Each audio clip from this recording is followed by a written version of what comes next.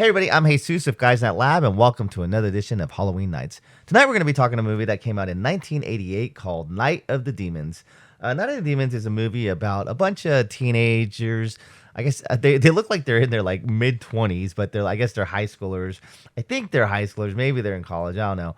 But they're going to a party at a haunted house or an abandoned house, and it's a group of them, and they get there and one of them gets possessed, and then she starts possessing other people, and then they kind of turn into like zombies or whatnot, and then they kind of pretty much are getting killed one by one or by couple or who knows what, and then a couple of them are trying to escape.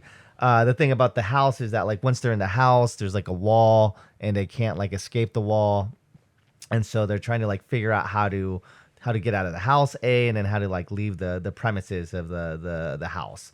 But anyways, it's a fun campy movie. It's a little darker because it is kind of creepy. Like some of the practical effects and the elements are a little dark. Like I wouldn't say it's like a fun. It is fun for sure because it takes place on Halloween night. But it's like it just feels a little darker for some reason than the other campy movies.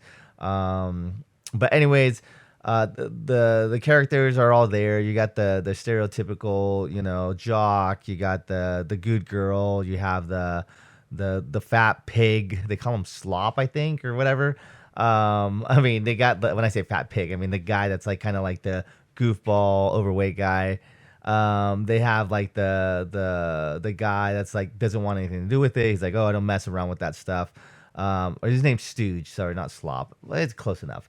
But yeah. But the movie it's fun in the sense of where it's like it's a lot of creepy, scary elements, Halloween theme that are happening.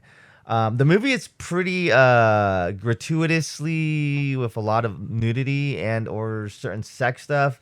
Ton of sexual content. I mean, even in the beginning of the movie, there's two girls who are pretty much like robbing a store, but they're not like robbing like holding a gun. One girl's kind of like pretty much bent over, and the guys are like pretty much enamored and kind of distracted, while the other girl is like robbing from them.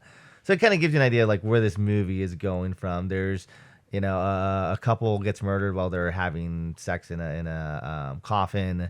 Some other sexual stuff, nudity. It's pretty not creepy. It's pretty disturbing at times. So that's why I think it's more like darker because it's not just like fun campy things. It's just kind of these things happen in the house, and I guess it's like more like the possession, but not necessarily because there's certain things that were happening before they even got to the house that had sexual themes and stuff like that.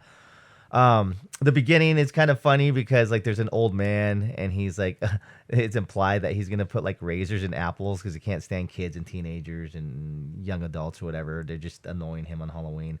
And then at the very end of the movie, it's a really random like callback to that.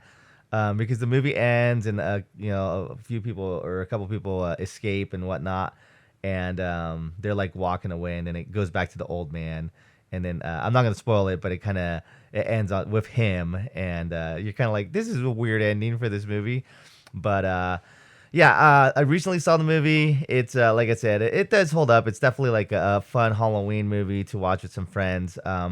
I don't know about mixed company. If you're fine with like nudity and sexual content, okay, but just be forewarned, it is heavy on that. Like I talked about my last review of Sleepaway Camp 2, it was heavy on that. But for Sleepaway Camp 2, it was more. I don't know. It's more like Meatballs, Revenge of the Nerds type of sexual like content, whatever. This one's just like a little more darker, and not to say like disturbingly dark, but it's just more. You'll see what I mean. But so definitely, if you're okay with that, just be forewarned that's part of this movie. But there's a lot. It's kind of funny because you don't really know who the protagonist is. I guess the main girl who's dressed, I guess, like Alice in Wonderland. She's mainly the protagonist, and everyone else is kind of like there. And I think her name is Judy, but I could be wrong. All the characters pretty much. They're not really too popular. I'm trying to think like of anyone that was really popular in the movie, but I don't think so. They were all kind of just B-level actors that didn't really do too much. There were probably like some movies here and there. But yeah, I think the only one is maybe Bill Gallo. He was in Pretty Woman and Who's the Boss and stuff like that. Just like a few episodes here and there, Days of Our Lives. But most of the people here didn't do a lot. But anyways, yeah. So definitely worth a check. Like I said, I don't know. There's most like it's R mainly for like gore and nudity. There's probably some swearing, but like I said, it takes place on Halloween night, gives you that Halloween atmosphere and creepiness, and it is kind of creepy and like, maybe the whole dark art stuff kind of just turns me off a little bit, but yeah. But anyways, this Halloween night, check out Night of the Demons. All right, take care.